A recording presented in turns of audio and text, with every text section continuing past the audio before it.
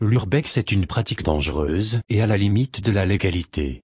Je n'incite donc personne à en faire.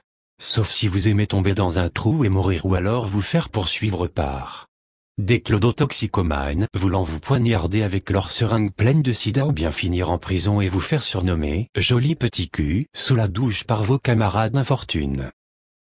À vous de voir.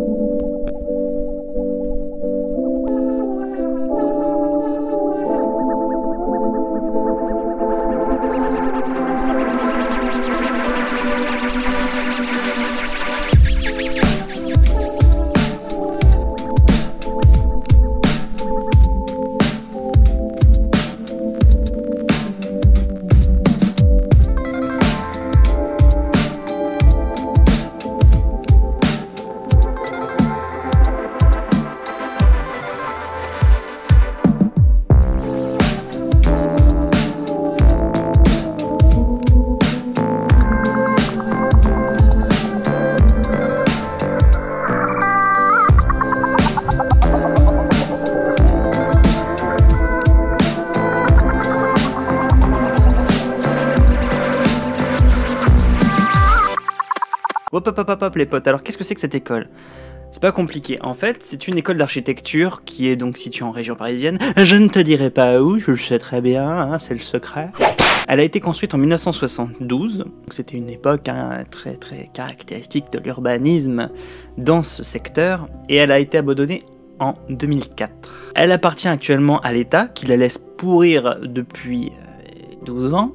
Le complexe en fait il est sur plusieurs étages, et en tout il y a 9500 mètres carrés de superficie. Alors je peux te dire que j'ai pas tout visité, hein, j'ai fait que 2 étages, il y a vraiment de quoi faire. Alors ça appartient à l'État, et ce petit filou il a essayé de le revendre pour environ 26 millions d'euros. Et c'était net vendeur.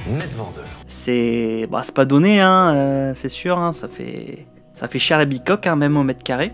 Il y a eu pas mal de projets de réhabilitation qui auraient dû être faits, notamment une école de cuisine il y a très peu de temps, mais évidemment, hein, comme d'habitude, vu que ça coûte extrêmement cher, j'ai regardé les estimations, c'est environ 7 millions d'euros de réhabilitation.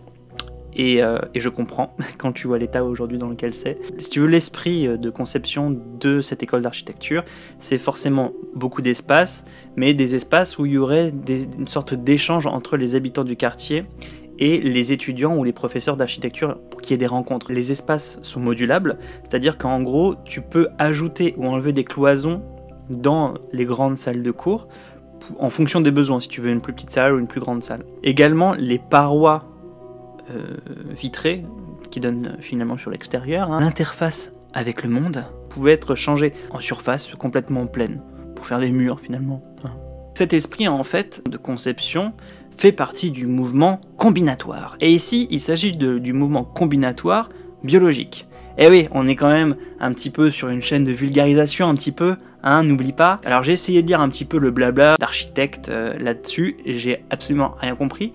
Mais c'est vrai que visiblement, ça serait construit sur le patio, donc qui est la forme carrée sur le plan, qui serait le noyau central, et visiblement des cellules qui tourneraient autour pour éviter, je sais pas quoi, d'un virus. Enfin bon, une connerie. Mais c'est vrai que bon, hein, il y a de la bio, on peut pas se le cacher, il y a de la bio.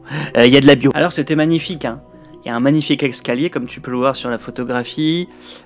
Tu verras l'état dans lequel il est aujourd'hui, ça fait un peu mal au cœur. Hein, je t'ai retrouvé des petites photos de l'époque, des petits plans. Hein, tu me remercieras plus tard. Et c'est vrai que bon, la façade par exemple aujourd'hui, c'est un concept. Voilà. Et pour le reste de l'intérieur du bâtiment,